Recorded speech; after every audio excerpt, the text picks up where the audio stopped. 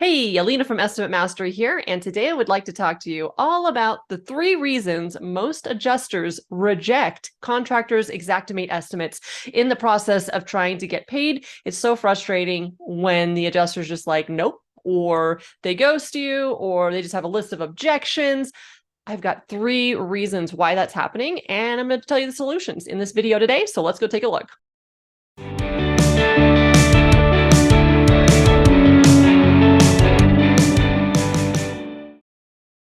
First reason that the adjuster is rejecting your estimate is they might be new to the industry, and that's okay. So I will let you know, I've been in the industry for over 10 years, and I came from training adjusters. I came from that side. I trained adjusters for hurricane, wind, and tornado events. And literally the people coming through the courses for the firm that I was teaching at had never, ever, ever been on a job site, ever. They'd never walked on a roof. They were completely new. They were customer service at AT&T last week, and now they're becoming an adjuster.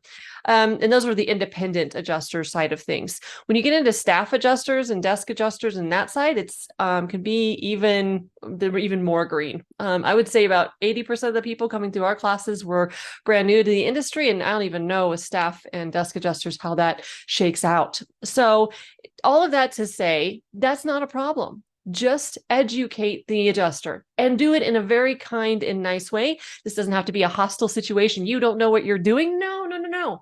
Say, here's what ice and water shield. Here is why I need it and why code requires it, right? So that is one reason. We're not taking the time to educate the adjuster. And this is not talking down to adjusters. That's not what I'm talking about. It's just explain it like you were talking to, someone who's never been in the industry, and not in a condescending way, just like, here's why you need to, why I'm doing this, and just tell them. And so if we treat it as a positive educating experience rather than you don't know what you're doing, that kind of a conversation, you'll get a lot farther, and they may thank you for it. We've had lots of adjusters thank the members of our program. Thank you for showing me why. I never knew why. Thank you for taking the time to do that. It's a beautiful thing. Remember, you're the restoration professional, right? So if that's one thing I can have you take away from this first point is position yourself. I'm the restoration professional, and this is what it's going to take to bring this home back to whole. I'm the professional.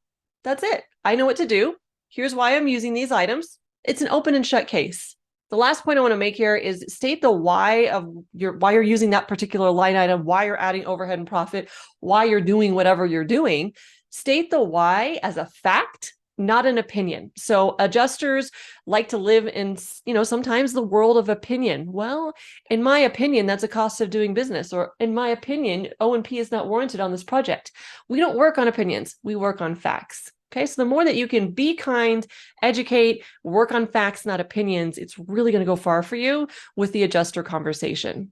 And remember, they may not know what they don't know. And I don't know if you're like me, being a regular human being, if I don't know something, it makes me feel insecure, not confident, almost like you want to step back from the conversation.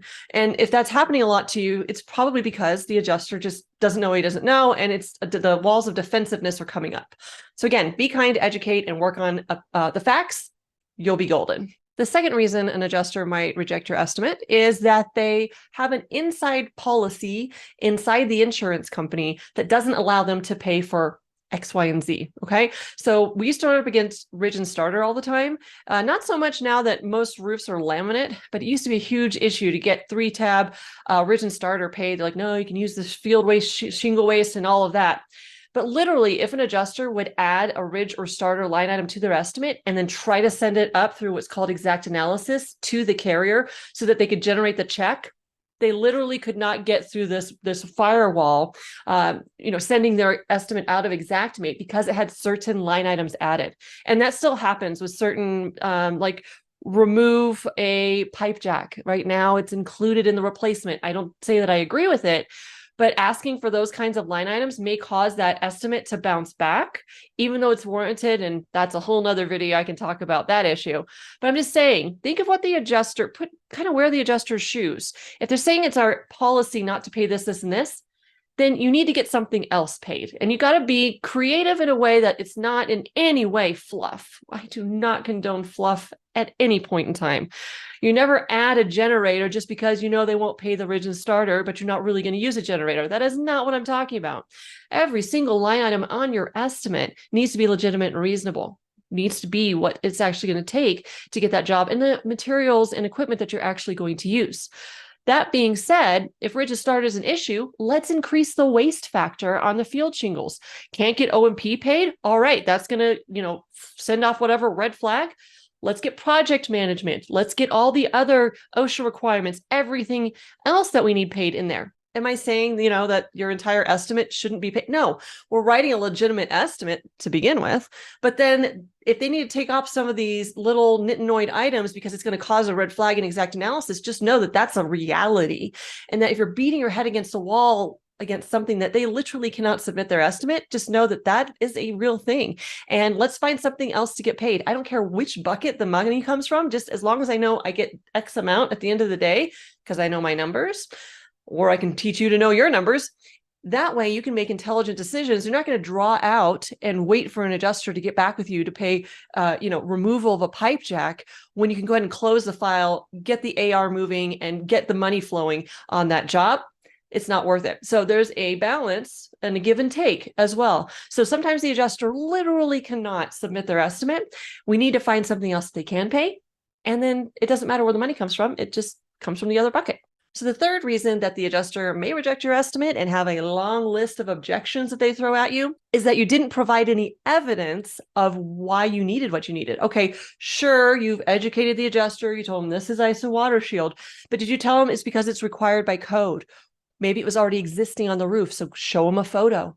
Okay, so photo, manufacturer specs, IICRC if you do water mitigation or restoration, the IRC code that's for your area, upcodes.com. You can go look those up for free.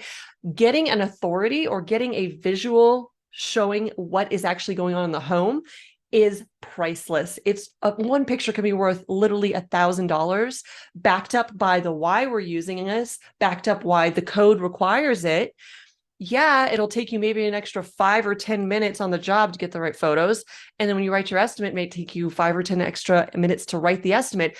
But those 10 or 20 minutes will literally be worth thousands of dollars and hours of your time back going back and forth with the adjuster. It's game changing. Whenever you start to line up the pieces, it just falls like a domino. And then rejections stop once you start doing this the correct way. So to bring this full circle here, just stop, creating an estimate and throwing it at the adjuster. Give them the why. Take the time to get the right photos. Take the time to put in a little bit of documentation about, IICRC code requires this, or IRC, just depending on if you're a roofing exterior contractor or mitigation restoration. Give them the evidence. And you'll find that there's a lot less speed bumps in your way when you're going with, with the adjuster. What I always say is you can write the perfect estimate, but can you get that estimate paid? That's the question. That's what these tactics will help you with. So hope you enjoyed that. If you like this type of content, please like the video. And of course, think about subscribing if you'd like to see more of these kinds of tips. And then if you want to ring that little bell, it'll ping you whenever I release a new video like this one. So again, Alina Wilson here from Estimate Mastery.